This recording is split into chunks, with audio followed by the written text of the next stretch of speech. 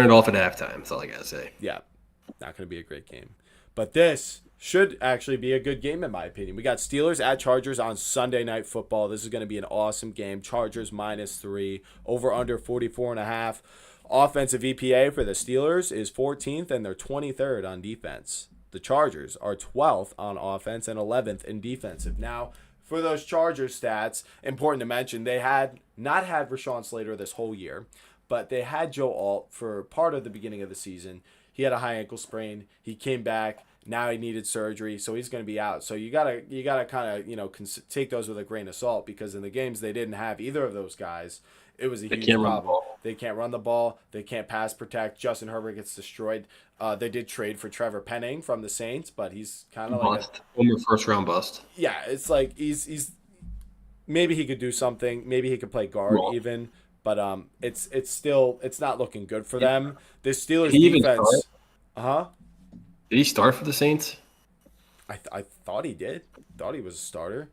I think it was Kelvin Banks was fighting for His that. replacement? Yeah, but the Steelers really elevated last week defensively. Against a Colts team that was having a record-setting pace of offensive efficiency, and even on the EPA chart, they're still number one by a they're ahead of the Bills. They're ahead of the Packers and Chiefs and Cowboys by, uh, especially the Cowboys by a significant margin. And we think of their offense is amazing. So just think about how good this Colts offense has been, and it got shut down last week by the Steelers defense. So if they were pretty much fully healthy, that Colts team, what is this Chargers team going to do against this Steelers defense? I mean, it is Sunday Night Football. I think they're going to show up ready to play. But man, having to just think about, okay, Justin Herbert's got an injured offensive line. He's versing the Steelers on prime time. The Steelers looked really good last week. They looked like they clicked on defense. Yeah, it should be a close game, but I don't know why the Chargers are favored. Give me the Steelers in this one, 24-20. I I'm not saying there's no chance the Chargers win. Justin Herbert could always piece up this kind of sorry secondary for the Steelers, but if this Chargers team can't win in the trenches, I don't think they have a great shot. So give me the Steelers 24-20. Joey, what do you think is going to happen here?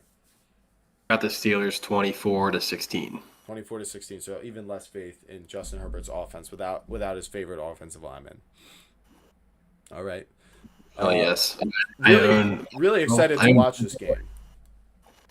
I think it's a big game for the Steelers to just keep momentum going with Yeah. where they are, and they Stay don't. They ahead. need to, and they need to stay ahead of Baltimore. So I think they gotta take care of business. And this reminds me of Michael Vick filling in for the Steelers years and years and years ago against the Chargers. I think it was a Monday night game.